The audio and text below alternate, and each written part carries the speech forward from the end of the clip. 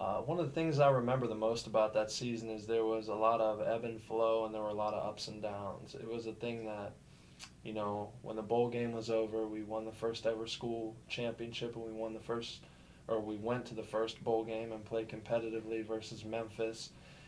And really, when the season was all said and done, we were 7-6. We won games we should have won. We won a couple maybe we shouldn't have won, and we lost a couple maybe that we let slip away. But when we had to win and when our backs were against the wall, especially in MAC play, with the season coming up, this game versus Northern Illinois, Akron 0-0 on the MAC, and it's a whole new opportunity. And really, it's about winning versus those MAC teams and putting yourself in a position to play for a championship. Transferring high schools and then transferring colleges and ultimately ending up here and switching positions and seemingly going through a long road to get here to finally be in a position to win a championship.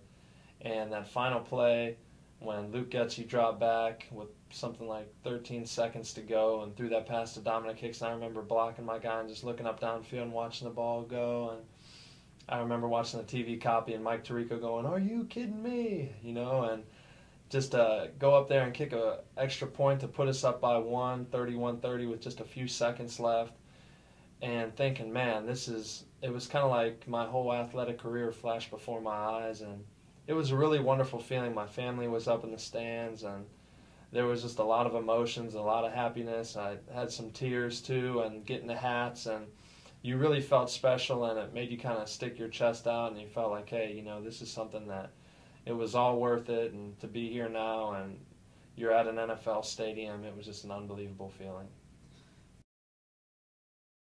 Actually, the main reason I came back was to finish up my degree. I had right around 16 or 17 credits left to finish my degree, and that was always very important to me. And I knew that I'd come too far not to get my degree. It was one thing that, was definitely an emphasis for me. And when I came back, I actually spoke with Kevin O'Connor, and he talked with me about how Frank Stams had recently taken another position, and that he thought I'd kind of fit that mold, and I had the personality for it and some of the football knowledge with, my playing career in the NFL and playing here. And I interviewed for the job with Dan Satter, and now the rest is history. So it kind of presented a nice little opportunity, and I'm a firm believer that everything happens for a reason. And I was just very fortunate and blessed to be able to take the job, and it's just something that, it's good to be around the game, but it's nice to be up in the booth and just kind of relax and just watch the game unfold.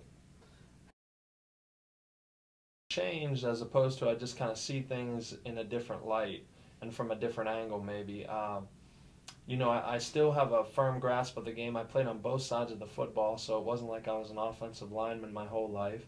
And I have a good idea of what offense and defensive coordinators are really trying to get done out there. And that's exciting to me to kind of be able to see the big picture up in the booth. You've got a great view, and you can see both sides of the football.